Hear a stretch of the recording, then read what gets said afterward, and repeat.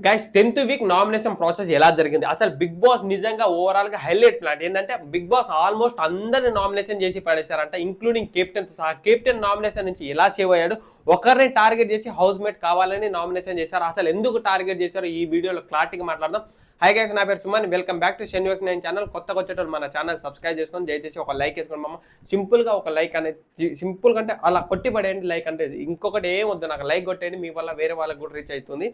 Target ఏంటంటే guys nomination process ఎలా జరిగిందంటే బిగ్ బాస్ ఆల్మోస్ట్ మీకు ఎక్స్ప్లెయిన్ చేసిన ప్రకారం మీరు ఆల్మోస్ట్ అందరూ నామినేషన్ అంటే వన్ నామినేషన్ పడ్డట్టే అందరికీ, ఇంకో నామినేషన్ పడితే డైరెక్ట్ నామినేషన్ లిస్ట్లో యాడ్ అయిపోతారు. సో నామినేషన్ ప్రాసెస్ ఎలా జరిగిందంటే ఎవరైనా నచ్చిన కంటెస్టెంట్ అయితే తను నామినేషన్ చేయాలి, అక్కడ ఉన్న చైర్లో కూర్చోవాలి. చైర్లో కూర్చున్నప్పుడు నామినేషన్ లిస్ట్ చెప్పిన తర్వాత నామినేషన్ పాయింట్లు చెప్పిన తర్వాత పైనుంచి బురద పడుతుంది, బురద పడ్డప్పుడు తన నామినేషన్ లిస్ట్లో యాడ్ అయిపోతారు. సో ఇలా నామినేషన్ ప్రాసెస్ అయితే జరిగింది. ఆ ప్రాసెస్లో ఫస్ట్ వచ్చేసి భరణి శంకర్ దివ్యకు నామినేషన్ చేశారు. ఈ వీడియోలో జస్ట్ ఇంట్రడక్షన్ మాత్రమే, పాయింట్ టు పాయింట్ ఎవరిది వ్యాలిడ్ ఎవరిది అన్వాలిడ్ నెక్స్ట్ వీడియో క్లారిటీగా మాట్లాడదాం. ప్రతి ఒక్క పాయింట్ భరణి శంకర్ దివ్యనికితగా నామినేషన్ చేశారు. ఏ పర్పస్ మీద అంటే నువ్వు ప్రతి ఒక్క దాంట్లో నన్ను స్టాండ్ తీసుకోమంటున్నావు, నన్ను ఇన్వాల్వ్ చేస్తున్నావు, నన్ను ఎందుకు ఇన్వాల్వ్ చేస్తున్నావు అని అదైతే భరణి శంకర్ నామినేషన్ చేశారు. నిజంగా ఇప్పటి నుంచి భరణి శంకర్ గేమ్ అనేది చాలా ఇంప్రూవ్ అవుతుంది అనుకుంటున్నాను. ఎందుకంటే దివ్యనికితగా స్టాండ్ తీసుకుని మరి నామినేషన్ చేశారు కదా, అలానే కంటిన్యూ అవుతే ఈ వీక్ పటాస్ అయ్యేటట్టు ఉన్నాడు భరణి శంకర్.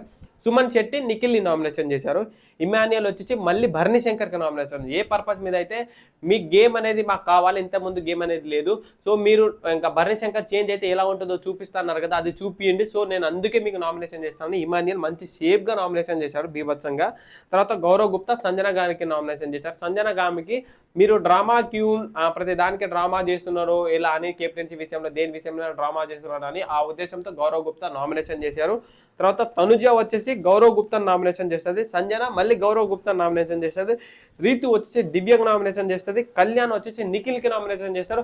కళ్యాణ్ చెప్పిన పాయింట్ ఏంటంటే నీ గేమ్లో కనిపించట్లేదు అన్నప్పుడు మన నిఖిల్ సమాధానం ఏం చెప్పారంటే నిన్న సండే ఎపిసోడ్లో జరిగిన దాంట్లో అయితే ఆల్మోస్ట్ దివ్యనికితను అండ్ భరణి శంకర్కి ఎగ్జిట్ పెట్టారు. నా గేమ్ బాగోలేకపోతే నన్నే ఎగ్జిట్ పెట్టేటోళ్ళు కదా, అందుకే నా గేమ్ నేను ఇంప్రూవ్ చాలా వరకు చేసుకుంటున్నా, నేను టాప్ 5లో ఉంటానని మన నిఖిల్ చెప్తాడు. సో కళ్యాణ్ దానికి ఏమంటారు, ఇదే ఫైర్ నాకు కావాలి, ఇదే గేమ్ అనేది కావాలని, ఈ గేమ్ని ఇంప్రూవ్ చేసుకోవాలని నీకు మన కళ్యాణ్ వచ్చేసి మన నిఖిల్కి సేఫ్గా నామినేషన్ చేస్తారు పాయింట్తోని.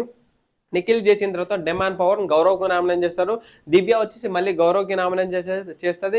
రీతు వచ్చేసి కళ్యాణ్కి నామినేషన్. ఆల్మోస్ట్ మళ్ళీ 5 స్టార్కి ఎక్కువ ఓట్లు పడ్డాయి. గౌరవ్ గుప్తాను కావాలని నామినేషన్ చేశారు. ఆల్మోస్ట్ చాలా వరకు గౌరవ్ గుప్తానే ఓట్లు పడ్డాయి. మినిమం ఒక 5-6 ఓట్లు పడ్డాయి. తర్వాత 3-4 నిఖిల్కి పడ్డాయి. గౌరవ్ గుప్తా నామినేషన్ ఎందుకు చేశారంటే నాకు తెలిసిన ప్రకారం అయితే ఇది నిజమా కాదనేది నేనైతే అనుకుంటున్నాను. మీరు ఎంతమంది అనుకుంటున్నారు కామెంట్ చేయండి. ఆల్రెడీ దివ్యల మాధురితో లాస్ట్ వరకు మన ఎలిమినేషన్ రౌండ్ వరకు పోయారు కదా, ఇప్పుడు మనం గౌరవ్ గుప్తా నామినేషన్ చేస్తే మేబీ లాస్ట్ వీక్లో నామినేషన్ లేడు, సో తను ఎలిమినేషన్ అవ్వడానికి చేయట్లేదు. ఇప్పుడు మనం నామినేషన్ చేస్తే మళ్ళీ ఎలిమినేషన్ అవుతాడేమో ఆ ఉద్దేశంతో గౌరవ్ గుప్తాను నామినేషన్ చేశారని నాకు అనిపించింది. నిజంగా ఇలా టార్గెట్ చేసి నామినేషన్ చేస్తే గౌరవ్ గుప్తా ఎలిమినేషన్ అవ్వడం కాదు, తన టీఆర్పీ అసలు తనకు ఫ్యాన్ బేస్ అనేది పెరిగి ఓట్లు పడడం, మళ్ళీ ఇంకో తారుమారు అయ్యే అవకాశం కూడా ఉంది. ఇలా టార్గెట్ చేసి అనేది చేయదు. పాయింట్ ఏమైనా ఉంటే వ్యాలిడ్ పాయింట్ అన్వాలిడ్ పాయింట్ ఉన్నాయి, ఏదో ఒక రీజన్తో నామినేషన్ చేయాలి. కానీ టార్గెట్ చేసి మాత్రం నామినేషన్ చేస్తే మాత్రం ఆ జనాల్లో బాగా పబ్లిసిటీ అయ్యి కాంట్రవర్సీ అయ్యి తనకి బెనిఫిటే ఉంటుంది, కానీ అసలు దానివల్ల అయితే ఎలిమినేషన్ అయ్యే అవకాశం ఉండదు. ఇలా గౌరవ్ గుప్తాను నామినేషన్ చేశారని నాకు అనిపించింది. నెక్స్ట్ నిఖిల్ కూడా అదే పర్పస్ మీద ఒక 3 ఓట్లు పడ్డాయి. నిజంగా ఓవరాల్గా నామినేషన్లో ఉన్న వాళ్ళ లిస్ట్ ఎవరెవరంటే భరణి శంకర్, దివ్యనికిత, నిఖిల్ అండ్ రీతు, సంజన గల్రాని, గౌరవ్ గుప్తా, వీళ్ళైతే ఓవరాల్గా నామినేషన్లో ఉన్నారు. అందరూ టాప్ కంటెస్టెంట్లు ఒక్కరు కూడా లేదు దీంట్లో. మొత్తానికైతే మొత్తం బాటమ్ 2లో ఉన్నట్టు టాప్ కంటెస్టెంట్లు అందరు షోలో ఉన్నారు. ఇమాన్యుయల్, సుమన్ శెట్టి, తనుజ, డిమాండ్ పవన్ కళ్యాణ్, వీళ్ళకు టాప్ కంటెస్టెంట్ టాప్ ఓటింగ్లో ఉన్న వాళ్ళు ఈ వీక్ అయితే సేవ్ అయ్యారు. అసలు మజా అనేది వీళ్ళు నామినేషన్లు వస్తానే కదా మజా ఉండేది, ఎవరికి ఎలా ఓటు పడుతుంది. వీళ్ళు నామినేషన్లో ఉన్నా రాకపోయినా వీళ్ళు ఎట్లాగో టాప్ 5 వరకు ఎగిరిపోతారు, వీళ్ళు ఎట్లా 1 by 1 ఎగిరిపోతారు. అసలు వీళ్ళ నామినేషన్ వస్తేనే అసలు మజా అనేది ఉంటుంది.